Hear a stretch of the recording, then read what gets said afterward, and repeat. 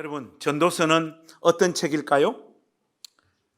허먼 멜빌은 그의 책 모비딕에서 전도서를 모든 책들 가운데 가장 진실한, 인간의 고통을 가장 정교하게 보여주는 책이다, 그렇게 말했습니다. 소설가 토마스 울프는 전도서를 가리켜 내가 지금까지 알았던 것 가운데 가장 위대한 저술, 그렇게 말을 했고요. 조지 버나드 쇼는 전도서를 셰익스피어와 비교했습니다. 어니스트 허밍웨이는 전도서에 매료되었다, 그렇게 말을 했었고요. 여러분, 이 양반들이 크리스찬인지 크리스찬이 아닌지 저는 그걸 잘 모르겠어요. 그런데 그들이 전도서의 깊이를 좀 제대로 표현하고 있는 것 같습니다. 이들이 전도서를 이렇게 평가할 수 있는 이유는 전도서가 하나님의 일반 은총인 인생의 허무한 아름다움을 잘 표현하고 있기 때문에 그렇습니다. 여러분, 일반 은총을 제 말로 여러분들에게 좀 설명을 하자면 하나님, 예수님, 성령님, 영생, 믿음, 천국 이런 단어를 사용하지 않으면서도 하나님의 은혜와 은총을 표현하는 것, 그렇게 여러분들에게 말씀드리고 싶습니다. 하나님의 특별한 은총이 예수 믿는 신자의 삶 가운데 임하고 있잖아요. 그런데 하나님의 일반 은총이 예수 믿는 신자에게만 임하고 있는 것이 아니라 예수 믿지 않는 세상 사람들에게도 똑같이 임하고 있습니다. 햇볕이 비추고 비가 올 때 믿는 사람의 밭에만 비가 오는 것이 아니라 믿지 않는 사람의 밭에도 비가 똑같이 내리잖아요. 이처럼 종교적인 색채를 크게 드러내지 않으면서도 하나님의 사랑과 은혜를 표현하고 있는 책, 바로 그 책이 전도서입니다. 그렇기 때문에 설교하는 사람의 입장에서는 하나님, 성령님, 예수님 동원해야지 은혜가 되잖아요. 그런데 이런 표현들이 극히 제한적으로 표현되어지고 있는 이 전도서를 은혜롭게 설교하는 것은 대단히 어려운 작업입니다. 그 작업의 첫 시작을 이제 여러분들과 함께 시작해 보고자 합니다. 자, 이제 본문으로 우리가 한번 들어가 보겠습니다. 여러분, 1절을 한번 보십시오. 1절 말씀을 우리가 소리내서 한번 같이 읽어보겠습니다. 시작. 다윗의 아들 예루살렘 왕 전도자의 말씀이라. 여러분, 여기서 전도자 나오니까 왠지 이 단어가 여러분들에게 좀 익숙하죠? 여기서 전도자를 히브리어로 코헬렛이라고 이야기를 합니다. 여러분, 코헬렛은 부르는 사람, 불러 모으는 사람이라고 하는 뜻입니다. 조금 더 구체적으로 말을 하면 코헬렛은 사람들을 불러 모아 도를 전하는 사람, 이런 뜻입니다. 그러니까 전도서는 도를 전하는 책, 이런 의미가 되는 거죠. 그런데 과연 이 도는 어떤 도일까요? 우리가 생각하는 복음 전도, 예수 그리스도를 믿어야지만 구원받습니다라고 하는 그 도를 말하는 것이 아니에요. 이러한 오해를 피하기 위해서 가톨릭 측에서는 전도서를 아예 코엘렛이라고 번역하여 사용하고 있습니다. 여기서 말하는 전도는 시대와 역사를 초월하는 지혜를 전달하는 것을 말합니다. 좀 거창하죠? 그렇다면 이런 정도의 지혜를 사람들에게 전달할 수 있는 존재라면 그가 얼마나 많이 공부하고 연구하고 경험하고 실험을 해봤을까요? 아무나 코엘렛이 될 수는 없습니다. 그렇죠? 전도서 자체의 문맥에서 코엘렛의 노력을 우리가 한번 확인해 봤으면 좋겠습니다. 이런 전도자, 이런 지혜자, 이런 코엘렛이 되기 위해서 이 사람은 어떤 일을 했는가? 여러분, 전도서 12장 9절에서 10절 말씀에 보면 이 코엘렛 전도자가 이렇게 했다라고 하는 자기 고백이 거기에 등장하고 있습니다. 여러분, 전도서 12장 9절과 10절 말씀 한번 보십시오. 제가 여러분들과 함께 9절과 10절 말씀을 한번 같이 읽었으면 좋겠습니다. 같이 읽겠습니다. 전도자는 지혜자이어서 여전히 백성에게 지식을 가르쳤고 또 깊이 생각하고 연구하여 잠언을 많이 지었으며 전도자는 힘써 아름다운 말들을 구하였나니 진리의 말씀들을 정직하게 기록하였느니라. 여러분, 전도자는 그냥 되는 게 아니에요. 이 코엘렛은 이런 공부와 연구를 통해 깨달은 그 지혜를 사람들을 향하여 설파하는 사람인데, 이제 본격적으로 자기가 공부하고 연구한 그 지혜를 설파합니다. 그 내용이 담겨져 있는 책이 바로 전도서입니다. 여러분, 전도서의 좀 속성을 어느 정도 여러분들이 이해가 되시죠? 이제 이 코엘렛이 우리에게 전달하는 그 지혜를 한번 들어보십시다. 전도서의 주제 구절이라고 할 수 있는 1장 2절 말씀을 여러분 한번 주목해 보십시오. 전도자가 이르되 헛되고 헛되며 헛되고 헛되니 모든 것이 헛되도다. 초반부터 전도자는 너무 강력하고 무거운 지혜를 우리에게 전달하고 있습니다. 모든 것이 다 헛되다는 거예요. 헛되다의 히브리어는 헤벨입니다. 헤벨이 5번이나 지금 여기에 등장하고 있는데, 성경 전체에 헤벨이라고 하는 단어가 총 73번 등장하는데 전도서에 37번이 등장합니다. 여러분, 제가 창세기부터 계시록까지 설마 다 읽고 이 헤벨이라고 하는 단어를 다 찾아서 여러분들에게 이 지식을 전달한다고 생각하는 분들이 계십니까? 뭐야 이거. 사실 요즘 컴퓨터 프로그램이 너무 좋아가지고 히브리어로 헤벨을 탁 치면 헤벨이 들어가 있는 구절이 컴퓨터 화면에 다 떠올라요. 73번 성경 전체에서 등장하는데 전도서에 37번이 등장하고 있으니까 그만큼 이 단어의 의미를 제대로 파악하는 것이 우리가 전도서의 메시지를 제대로 이해하는 데 있어서 결정적인 역할을 하는 것이죠.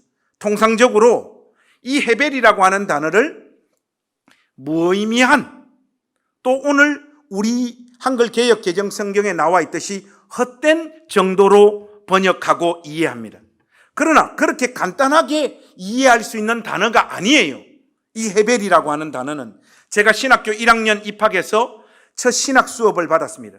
교회에서 가르친 내용하고 신학교에서 배우는 내용이 너무나 다른 거예요. 저는 신학교 1학년 때 입학해가지고 너무 충격을 받은 거예요. 그러면 이제까지 내가 배워온 것은 뭔가? 이런 마음에 제가 그때 외쳤죠. 한국교회 다 썩었다. 개혁해야 된다. 여러분, 부끄럽고 한심한 짓을 제가 했습니다. 헤벨을 무의미한 헛된 정도로 이해하고 넘어가는 것은 책 한 권 읽고 세상 다 깨달았다고 외치는 신학교 1학년 신학생과 똑같은 거예요. 단어의 정확한 의미를 우리가 파악해야 되는데, 초등학교 시절에 여러분 어떤 단어의 뜻을 알기 위해서 그 단어와 반대말을 찾는 공부를 우리가 학교 다니면서 좀 했죠. 그 원리를 여기에 그대로 좀 적용하면 좋겠습니다. 여러분, 헤벨과 정반대되어지는 단어가 히브리어로 올람이라고 하는 단어입니다. 올람은 태고, 영원, 이런 뜻을 가리키는 오랜 시간을 뜻하는 단어입니다. 이 단어와 정반대되어지는 단어가 바로 헤벨이에요. 여러분, 이 헤벨이라고 하는 단어의 의미가 어느 정도 여러분들에게 좀 다가옵니까? 여러분, 좋은 설교자는 청중을 계속해서 의심하는 설교자예요.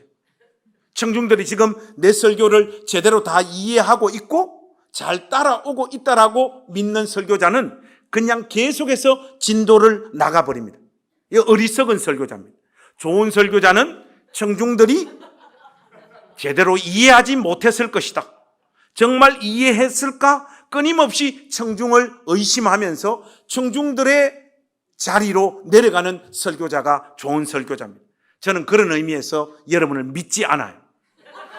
올람의 뜻이 태고 영원이라고 했으니까 그 반대말 되는 헤벨의 뜻은 무엇일 것이다.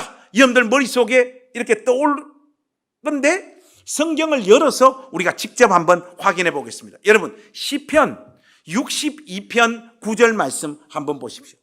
이 말씀을 보시면 헤벨의 뜻을 우리가 정확하게 포착할 수 있습니다. 시편 62편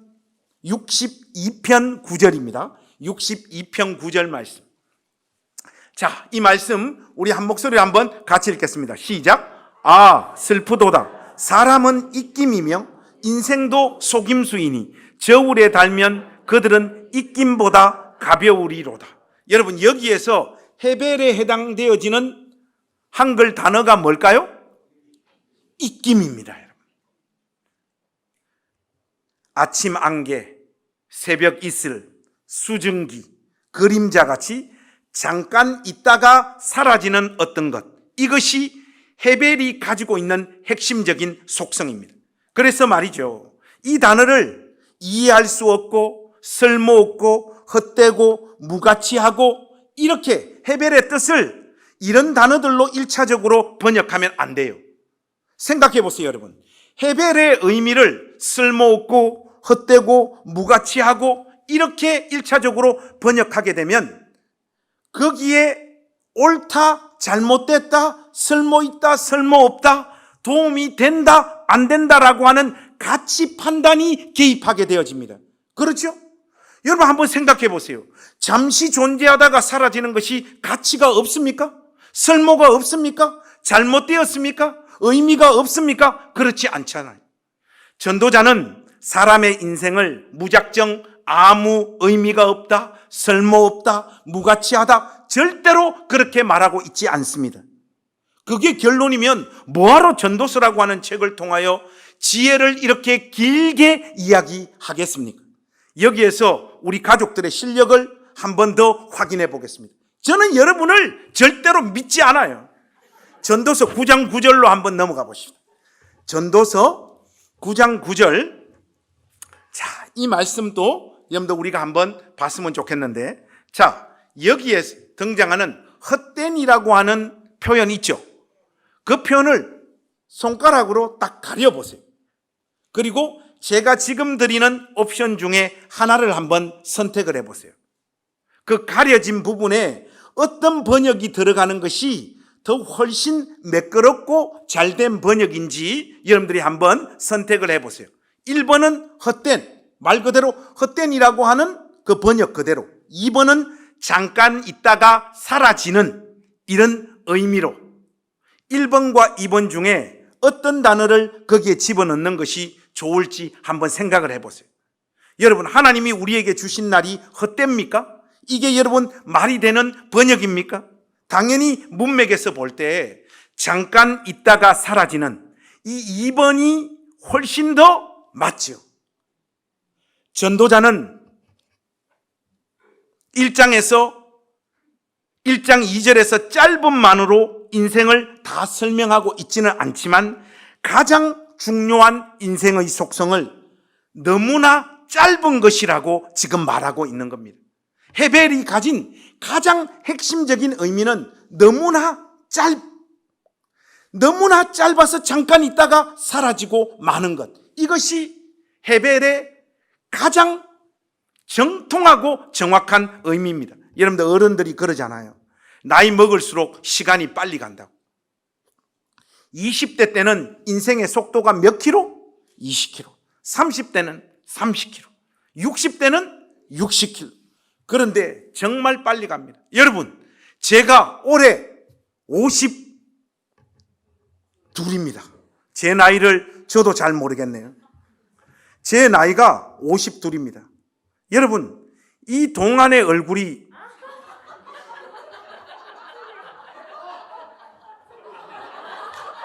웃는 사람들 다 나가. 여러분, 이 동안의 얼굴이 52이라는 거 여러분 정말 믿어지십니까? 그러나 사실입니다. 여러분, 태어나고 살고 죽는 것이 눈 깜짝할 순간에 벌어집니다. 우리 모두는 한순간 이 땅에 머물다가 사라지는 그런 존재들이에요. 이 땅에 태어나 살아보니 시편 기자의 고백이 참으로 동의할 수밖에 없습니다. 여호와여, 사람이 무엇이기에 주께서 그를 알아주시며 인생이 무엇이기에 그를 생각하시나이까. 사람은 헛것 같고 그의 날은 지나가는 그림자 같으니이다. 우리의 인생이 그림자 같습니다. 사람의 인생은 아침 안개와 이슬처럼 잠시 존재하다가 사라집니다. 사라지면 그것으로 끝이에요. 잠시 존재하는 그 안개를 우리가 컨트롤할 수 있습니까, 여러분? 날아가는 연기를 손으로 잡을 수 있습니까? 이 짧은 우리의 인생을 우리는 조종하고 우리 뜻대로 만들어내지 못합니다. 무엇보다 생은 너무 짧아 우리가 원하는 결과를 절대 손에 담지 못합니다. 무언가를 하려고 하면 인생이란 실체는 사라지고 없습니다. 그것이 우리의 인생이고 우리가 사는 이 헤벨의 세상입니다. 이 사실을 주지시킨 전도자는 1장 3절에서 도발적인 질문을 던져서 다시 한번 우리 인간들의 입을 다 막아버립니다. 여러분 1장 3절 한번 보세요. 해 아래에서 수고하는 모든 수고가 사람에게 무엇이 유익한가? 해 아래에서 수고하는 사람들의 수고가 물질적으로, 경제적으로, 정신적으로, 감정적으로 무슨 이득이 되는가? 그렇게 묻고 있습니다. 여기서 무엇이 유익한가 하는 이 표현의 히브리적 의미는 마지막까지 남아 지속되는 것이 있는가 이 말이에요. 여러분 우리가 인생 살다가 딱 죽으면 남는 게 뭐예요, 여러분? 세상을 조금 살아본 사람은 저 말의 깊이에 다 동의할 수밖에 없습니다. 헤벨과 같은 우리 인생의 본질과 현실을 이 문장보다, 이 질문보다 더 정확하게 포착해서 표현할 수 있는 문구가 어디에 있겠습니까? 흙과 땅에 잇대어 살아가는 우리의 현실을 전도자는 너무나 아프고 정확하게 지금 표현하고 있는 것이죠. 그는 쉽게 해 위에 삶이 있지 않느냐? 해 위의 삶을 보라. 거기에 우리의 소망이 있다. 그렇게 우리를 위로하지 않습니다. 오히려 이런 현실 속에 갇혀서 살아가는 우리의 실체와 실상을 자연의 반복되는 질서를 통해 더 분명하게 부각시킵니다. 1장 4절에서 7절 이 시를 여러분 한번 보십시오. 우리 개역 개정 성경으로 이 시를 보면 시에 아주 유니크한 면이 잘 드러나지 않고 있어요. 무슨 말이냐? 각 구절 사이에 등장하는 히브리어 접속사 바브를 생략한 채 우리 개역 개정 성경은 번역하고 있어요. 사물을 분명히 대조하고 있는데 우리 개역 개정 번역은 그 느낌을 잘 살려내지 못하고 있어요. 그래서 제가 접속사를 집어넣어서 4절과 5절 말씀을 번역해서 여러분들에게 한번 들려드리겠습니다. 한번 들어보십시오. 한 세대가 가고 한 세대가 온다. 그러나 땅은 여전히 그대로 서 있다. 해가 뜨고 해가 진다. 그러나 해는 그 떠올랐던 곳으로 숨가쁘게 간다. 그리고 거기서 해는 다시 떠오른다. 여러분 조금 느낌이 다르죠? 이 시에서 우리는 인간과 자연 만물의 몇 가지 특징을 확인할 수 있습니다. 첫 번째는 인간의 세대가 오고 가는 것처럼 해도 인간처럼 오고 간다고 표현하고 있습니다. 이것을 해를 의인화해서 표현하고 있다. 우리가 보통 그렇게 말하죠.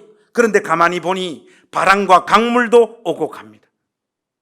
인생의 본질은 오고 가는 거잖아요.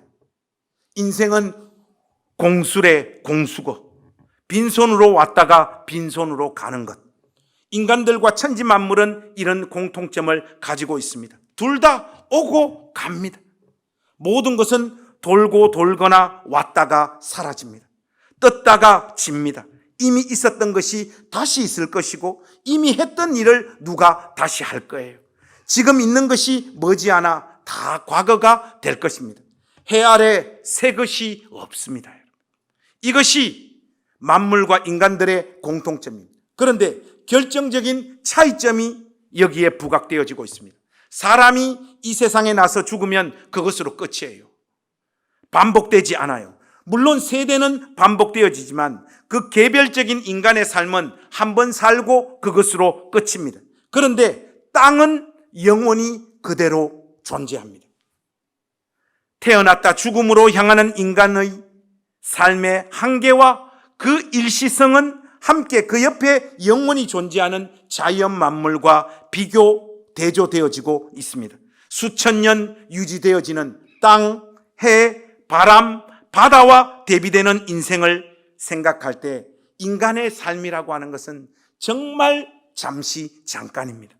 그 시간 동안 무슨 유의미한 결과를 인간들이 만들어낼 수 있겠습니까? 다 그냥 똥폼 잡는 것. 시편 103편 15절에 인생은 그 날이 풀과 같으며 그 영화가 들의 꽃과 같도다. 그것은 바람이 지나가면 없어지나니 그 있던 자리도 다시 알지 못하거니와. 여러분, 이것이 우리 인생의 본질이고 우리의 생생한 실존이며 현실입니다. 다시 공통점입니다. 해는 자기의 꼬리를 쫓아가고 바람은 이쪽으로 불었다가 저쪽으로 다시 돌아갑니다. 강물은 바다로 흘러들고 물은 다 증발하고 그 뒤 강물은 다시 바다로 나아가지만 결코 바다를 채우지 못합니다. 인간도 똑같습니다. 인간은 만족을 모르는 바다와 너무나 닮아 있습니다. 물이 계속해서 바다를 향해 가지만 그 바다를 다 채우지 못하는 것처럼 인간은 자기 욕망을 다 채우지 못합니다. 만족을 모르는 존재가 인간이잖아요. 반복하여 무언가를 위해 수고하고 움직이고 보고 듣는데 우리 안에 있는 이 욕망과 갈망은 다 채워지지 않잖아요. 여러분, 제가 우리 교회 성도들 한 몇 명 정도 되면 만족할 것 같습니까? 20만 명입니다. 20만 명 되면 멈추어질까요? 멈추어지지 않습니다. 늘 도돌이표입니다. 그냥 인간의 삶은 자기 욕망에 이끌려 살 수밖에 없는 존재들이기 때문에 그냥 피곤할 뿐입니다. 여러분, 8절과 9절 말씀 우리 소리내서 한번 읽어보십시다. 같이 한번 읽어보겠습니다. 시작. 모든 만물이 피곤하다는 것을 사람이 말로 다 말할 수 없나니 눈은 보아도 족함이 없고 귀는 들어도 가득 차지 아니하도다. 이미 있던 것이 후에 다시 있겠고 이미 한 일을 후에 다시 할지라. 해 아래는 새 것이 없나니. 여러분, 인간은 끊임없이 반복되는 그 고달픈 삶을 중단시킬 그 어떤 것도 인류는 발명하지 못했습니다. 아무리 듣고 보고 익혀도 인간의 삶은 잠시 왔다가 가는 인생이기에 그런 것을 만들어낼 수 없습니다. 우리의 능력 밖입니다. 우리의 욕망, 우리의 죄성을 컨트롤할 수 있는 그 어떤 것도 이 세상에는 존재하지 않아요.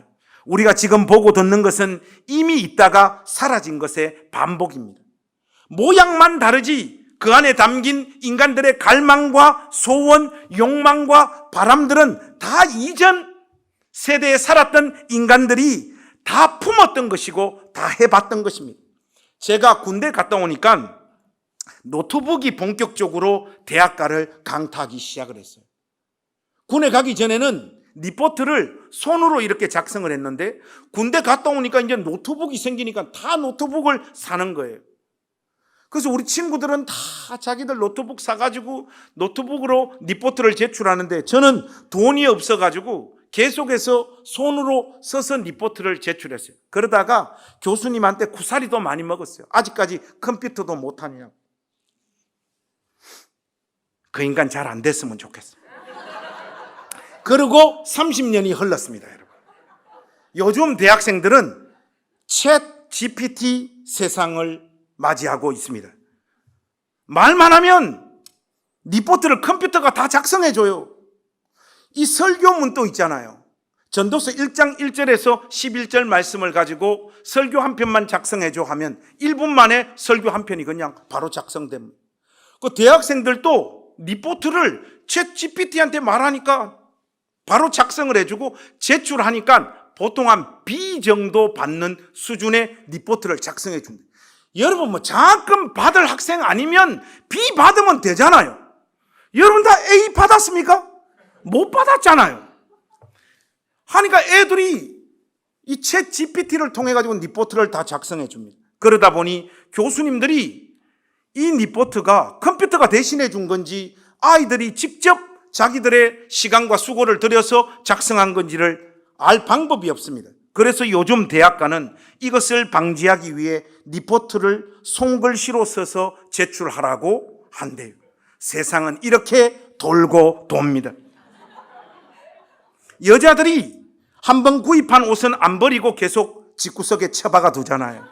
감각적으로 아는 거예요. 안 버리고 한 20년 정도 가지고 있으면 새로운 유행이 찾아올 거라는, 그것 때문에 안 버리는 거예요. 여러분, 패션이 뭐 별거 있습니까? 바지통 넓어졌다 좁아졌다, 치마 올라갔다 내려갔다, 어중간하게 됐다, 색깔 밝았다가 어두워졌다, 그러다 돌고 돕니다. 그게 복고풍이잖아요. 여러분, 챗 GPT니 메타버스니 4차 산업혁명이니 하지만 저의 생각에 5차 산업혁명은 간의 수공업으로 돌아갈 가능성이 많아요.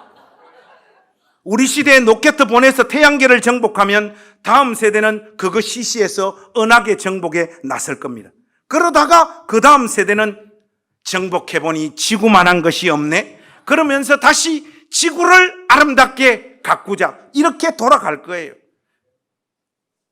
이런 인간의 현실보다 더 아픈 이야기를 전도자는 한마디 더 쏟아놓고 있습니다. 10절과 11절 말씀 한번 보세요. 이 말씀은 제가 한번 읽겠습니다. 무엇을 가르쳐 이르기를 보라, 이것이 새 것이라 할 것이 있으랴. 우리가 있기 오래전 세대들에도 이미 있었느니라. 이전 세대들이 기억됨이 없으니 장래 세대도 그 후 세대들과 함께 기억됨이 없으리라. 여러분, 쓸쓸한 말씀이지 않습니까? 우리가 사는 동안 했던 어떤 일이 다음 세대에 영향을 미치지 않고, 무엇보다도 우리의 존재 자체를 다음 세대는 기억하지 않습니다.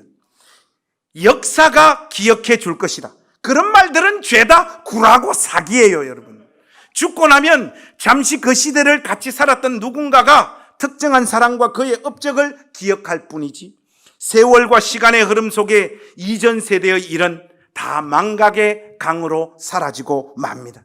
이것이 그냥 무합 반복되는 것이 우리가 살고 있는 이 헤벨의 세상입니다.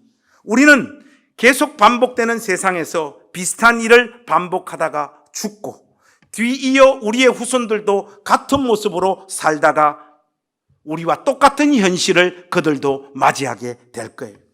자, 그렇다면 코엘렛 전도자가 사람들을 불러 모아서 지혜를 설파하는 그 첫 시간에 이런 고통스러운 이야기를 하고 있는 이유가 무엇일까요?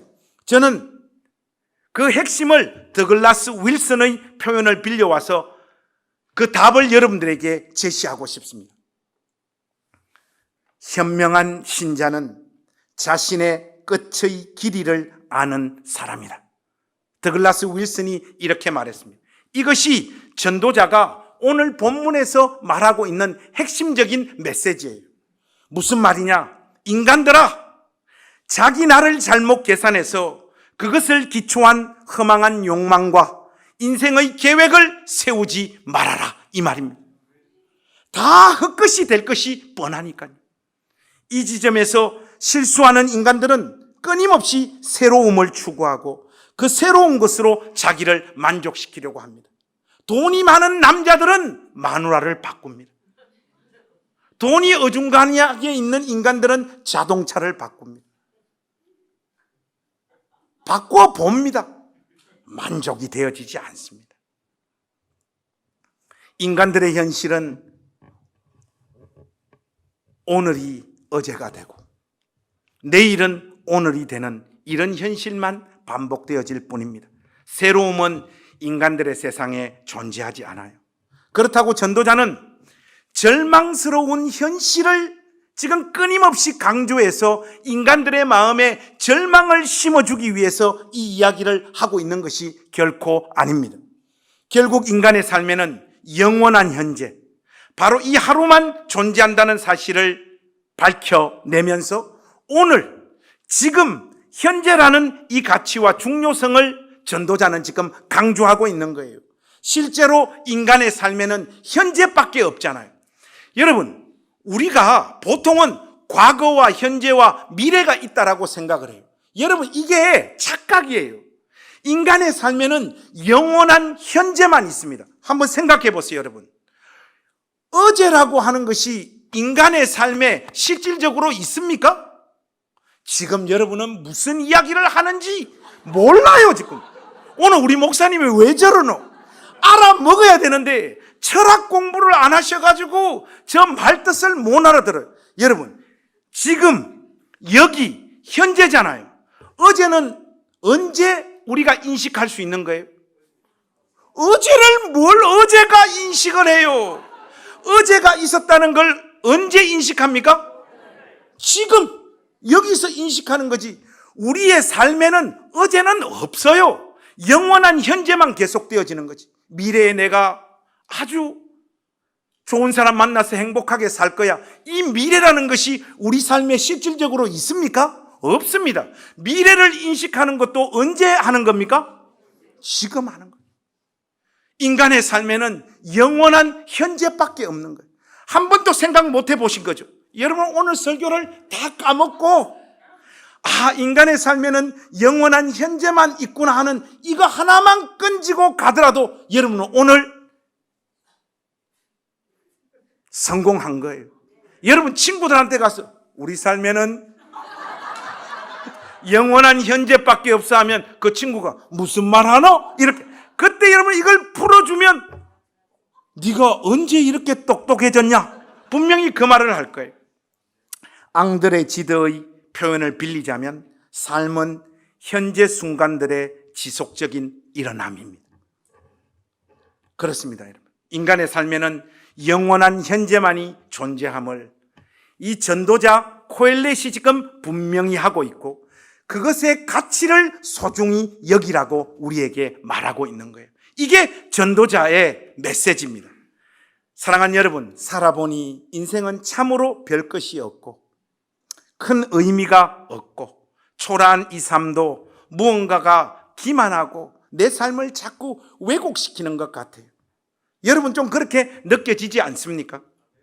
무엇보다 더덥고 짧은데 그것도 너무 빨리 지나갑니다. 하나님의 정의가 제대로 실현되는 현실을 눈으로 목격하는 날이 별로 없습니다. 악인이 승리하고 악은 그 덕에 창궐하고 선하고 의롭게 산 사람들이 압제를 당하는 현실을 매일매일 목격하게 됩니다. 예상치 못한 비극을 만나 삶이 다 무너지고 사라지는 경우도 얼마나 많습니까? 하나님 앞에 새벽 기도하러 갔다가 돌아올 때 교통사고 나서 죽어버립니다. 그리스도의 영광스러운 복음을 전하기 위하여 선교지 갔다가 테러범들에게 붙잡혀서 강간을 당하고 증거인멸을 위해서 죽여버리는 이런 말도 안 되는 현실을 우리는 만납니다. 이 허무하고 무가치하고 더덥고 짧고 짧은 해 아래의 삶을 그러면 우리가 어떻게 살아야 할까요? 이 하루를 어떻게 살아야 할까요? 알베르트 까미는 그의 소설 안과 겉에서 이런 말을 해요. 여러분 잘 한번 들어보세요. 이 많은 햇살을 기억에 담고 내 어찌 무의미에 대고 걸 수 있으리. 알아듣는 사람이 아무도 없습니다. 그것 때문에 이런 코엘렛이 필요한 거예요. 인생은 죽음을 곁에 두고 사는 무의미한 시간이지만 삶의 기억 속에 많은 햇살 같은 날도 들어가 있다면 어떻게 인생을 무의미에 걸 수 있느냐 이 말이에요. 우리 인생이 고달프고 막막하고 고통스러운 것이 사실이지만 너무 과장하며 살지는 마십시다. 사랑하는 여러분, 좋은 날도 많잖아요. 하나님께서 우리 생에 귀하고 복된 것도 주시잖아요. 우리가 예상하지 못한 일들을 하나님께서 만들어 주셔서 이 짧은 우리의 생에 기쁨을 주는 날들도 많잖아요. 예상하지 못한 은혜를 쏟아주는 날들도 많잖아요. 여러분 혹시 영화 아마데우스 보셨습니까? 그 영화를 보면 모차르트가 마술피리의 밤의 여왕 아리아를 작곡하는 장면이 나옵니다. 그러면 밤의 여왕 아리아가 뭘까? 이 정도는 머릿속에 떠올라야 되는데 떠오르는 사람이 없어요. 여러분 마술피리의 밤의 여왕 아리아가 뭔가 하면 하는 거 있잖아요. 그걸 말하는 거예요. 그게 밤의 여왕 아리아예요. 그렇게 말하니까 또 다 알아들으시네. 사실인지 아닌지 모르지만 술과 음악밖에 모르는 모차르트에게 장모님이 잔소리를 하는데 그 모습을 보고 모차르트는 밤의 여왕 아리아의 영감을 떠올라 작곡했다는 거 아니에요. 매일 듣는 그 지긋지긋한 잔소리를 듣는 순간에 그 영감이 떠올랐던 거예요. 저는 우리 낮은담 교회 가족들이 자신들의 인생을 이렇게 여길 수 있기를 주님의 이름으로 부탁합니다. 허무하고 의미 없고 덧없고 아무것도 아닌 것 같은 우리 인생을 무언가가 되게 하시는 하나님, 그 하나님이 우리의 아버지십니다. 그 하나님을 신뢰하며 이 하루를 사는 신자들이 되십시오. 내일 일은 내일이 염려하게 내버려 두시고 여러분은 오늘 이 하루만 잘 사는 신자가 되십시오. 지금 이 순간을 사는 것보다 더 깊은 신앙의 경지가 없음을 여러분 모두가 깨달을 수 있기를 바랍니다. 우리 집에 고양이 한 마리가 같이 살아요. 이름은 귤이에요. 딸아이가 이름을 지었습니다. 우리 귤이는 먹는 것과 공놀이를 특별히 좋아해요.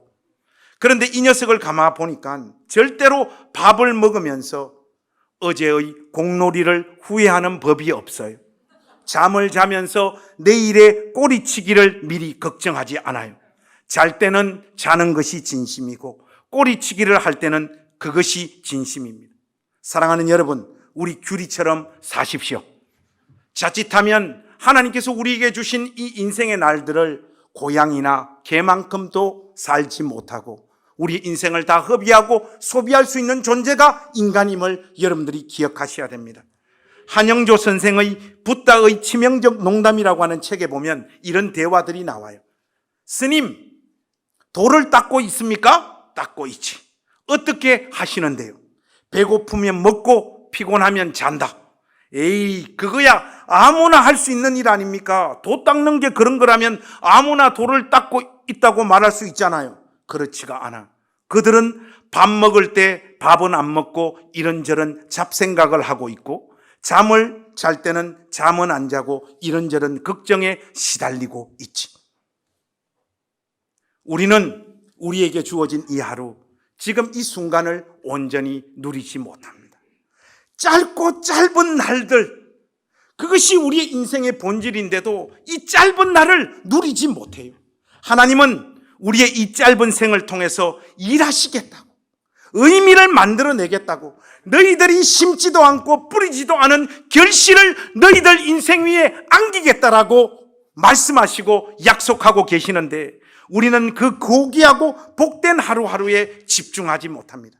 고민하고 번민하고 울고 걱정하고 염려하면서 이 선물과 같은 하루를 그냥 다 흘려보내버려요. 제발 살아있다는 이 단순한 놀라움과 존재한다는 그 황홀함에 감사하는 우리 낮은담 교회 가족들이 되시기를 주의 이름으로 부탁합니다. 밥알 하날 하나리 터지는 느낌을 매 식사 시간마다 느끼는 신자들이 되십시오. 아이들을 위해 빵에 버터를 바르는 그 기쁨을 놓치지 말고 사십시오. 자고 나서 이불을 개는 그 경이로움을 느끼며 사는 신자들이 되십시오.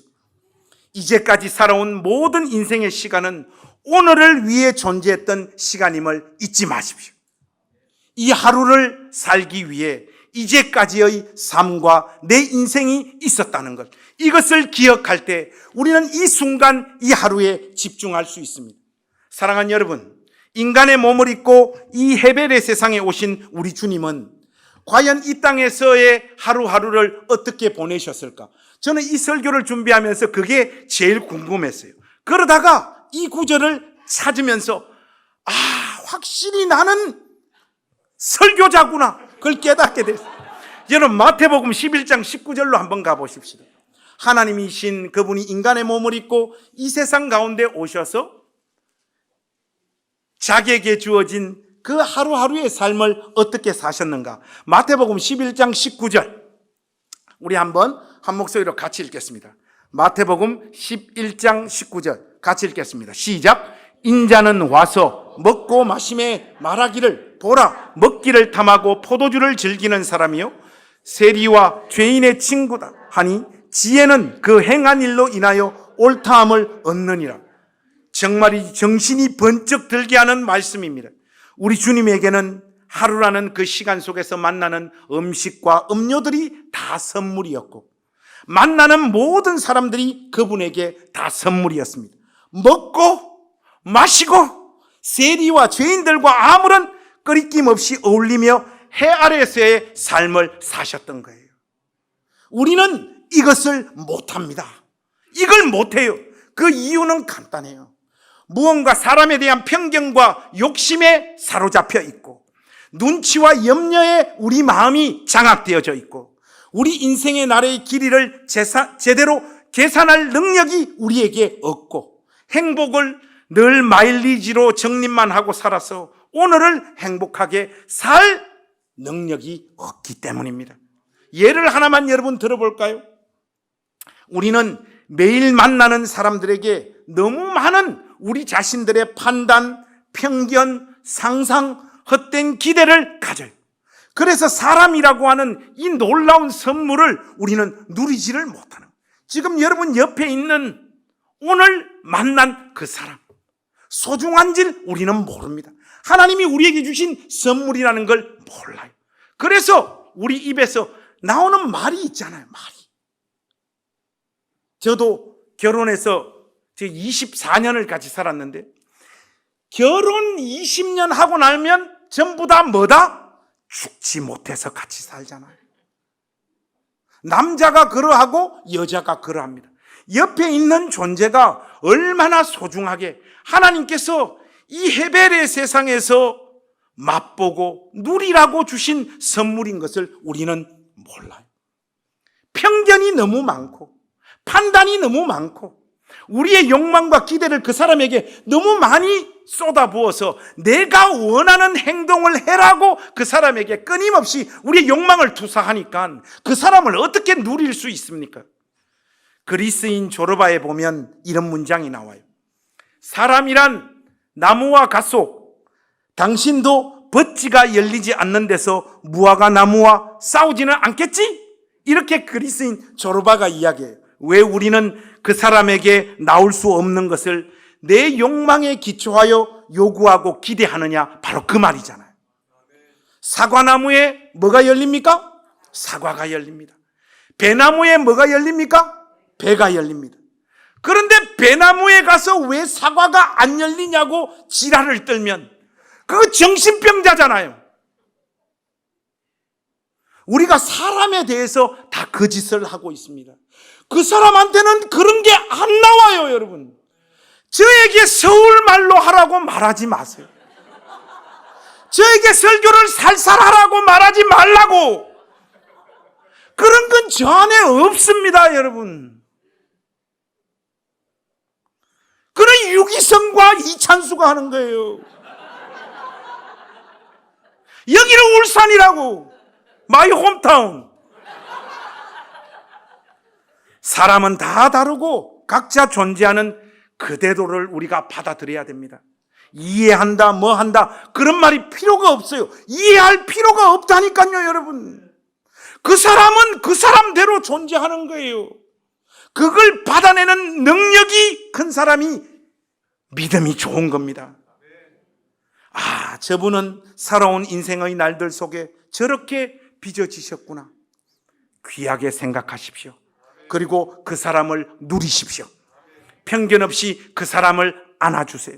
그게 주님께서 사람을 대하신 모습입니다. 수가성 여인 바람 5번이나 피웠잖아. 남자 5명이나 바꾸었잖아요. 그런데도 우리 주님께서는 그 여자를 정죄하지 않잖아요.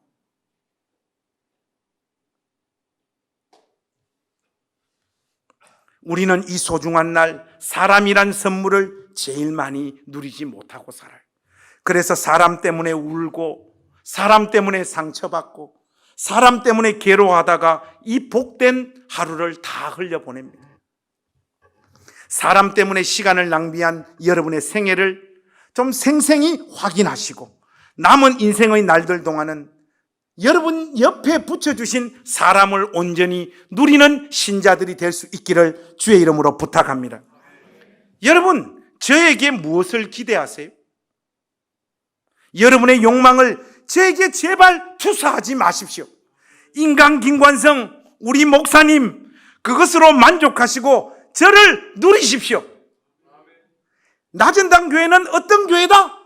김관성 보유교회다. 그 비웃음은 뭡니까? 누리시라고요. 우리 교회에 모 권사님이 있다. 우리 교회에 모 장로님이 있다. 우리 입에서 진심으로 그 존재를 누리면서 쏟아놓는 그런 말들이 주님의 몸된 교회를 살리는 거예요. 이 정도면 뭐 훌륭한 목사님이지 뭐. 에브리바디 아멘? 여러분, 제가 여러분들 곁에 있어서 행복하시죠? 저도 여러분들이 있어서 괴롭습니다. 우리 교회에 한행수 집사라고 하는 분이 계세요. 이분은 아주 특별한 분이십니다. 왜 특별한 분이냐? 음담패설 엄청 잘해요. 기관 모임 하는 거 가서 한번 들어보니까 음담패설 하시고 욕도 잘하시고 울기도 잘하시고 남을 돕는 일에는 항상 진심이시고 직장 동료를 위해 자기 장기를 떼서 주신 분입니다. 아무도 없는 예배당을 혼자 와서 매주 청소하는 분입니다. 사람의 얼굴은 100가지예요. 그 사람의 어떤 한 면을 보고 그 존재 전체를 아는 듯 함부로 말하고 평가하지 마십시오. 이제부터 우리는 한행수 집사님이 음담패설을 하실 때 웃고 욕할 때 같이 욕을 하며 맞장구를 칩시다. 무엇보다 그런 면에 놀라 기절하지 마십시오. 그 사람을 온전히 누리는 여러분들이 되시기를 바랍니다. 사랑하는 여러분, 하나님은 우리가 보낸 인생의 허무한 날들을 그냥 없는 날로 만들어 버리지 않습니다. 이 시간을 보내면서 실패하고 좌절하고 큰 열매가 없어 늘 고민하고 너무 슬픈 현실로 인해 울면서 이 날을 살았다고 하더라도 예수 안에서 보낸 그 삶을 헛되다고 평가하지 않는 분, 우리의 이 보잘것없고 형편없고 허무한 인생을 하나님의 영광의 찬송과 재료로 빚어내시고야 마는 분, 그분이 우리의 아버지십니다. 고린도전서 15장 58절에 이렇게 말하고 있어요. 그러므로 내 사랑하는 형제들아, 견실하며 흔들리지 말고 항상 주의 일에 더욱 힘쓰는 자들이 되라. 이는 너희 수고가 주 안에서 헛되지 않은 줄 알미라. 그러나 가급적 짧고 짧은 여러분의 인생을 하나님의 선물로 인식하셔서 이 하루를 먹고 마시고 사람을 누리고 생의 순간순간을 영광스럽게 살아가십시오. 무엇보다 여러분 자신의 인생을 사십시오. 제발 다른 사람들을 흉내내는 짓 그만하십시오. 여러분에게만 존재하는 그 고유한 성품과 삶을 가지고 여러분의 개성을 마음껏 뿜어내시며 한평생 살다가 사라지십시오. 전도자는 우리에게 그렇게 권하고 있습니다. 전도서 9장 7절 말씀에 너는 가서 기쁨으로 내 음식물을 먹고 즐거운 마음으로 내 포도주를 마실지어다. 이는 하나님이 내가 하는 일들을 벌써 기쁘게 받으셨음이니. 여러분, 그리스도 예수 안에서 사는 우리의 인생, 그 어떤 순간, 그 어떤 날도 하나님이 그냥 흘려보내시지 않습니다. 주 안에서 살았던 우리의 이 삶을 기쁨으로 이미 받으십니다. 오늘 설교 마무리를 어떻게 할까 고민을 많이 했어요. 이거 많이 회자가 되었다고 하던데, 김혜자 씨가 백상 예술 대상 시상식에서 마지막에 읽었던 이 문장이 오늘 전도서의 설교의 결론으로도 딱 맞는 것 같아서 이거 여러분들에게 한번 읽어드리고 오늘 설교를 마무리 지을까 합니다. 내 삶은 때론 불행했고 때론 행복했습니다. 삶이 한낱 꿈에 불과하다지만 그럼에도 살아서 좋았습니다. 새벽의 쨍한 차가운 공기, 꽃이 피기 전 부는 달큰한 바람, 해질 무렵 우러나는 노을의 냄새, 어느 하루 눈부시지 않은 날이 없었습니다. 지금 삶이 힘든 당신은 이 모든 걸 매일 누릴 자격이 있습니다. 대단하지 않은 하루가 지나고 또 별거 아닌 하루가 온다 해도 인생은 살 가치가 있습니다. 후회만 가득한 과거와 불안하기만 한 미래 때문에 지금을 망치지 마세요. 오늘을 살아가세요. 눈이 부시게 당신은 그럴 자격이 있습니다. 이 김혜자가 안 하면 제가 이걸 문장을 구사하려고 했는데 먼저 해버린 것뿐입니다. 사랑하는 우리 나전당교회 가족 여러분, 오늘 코엘렛 전도자가 우리에게 전달하는 이 메시지를 마음을 담아 잘 들으시고 오늘 이 하루 우리 주님 이 세상에 오셔서 사셨던 것처럼 일단은 먹고 마십시다.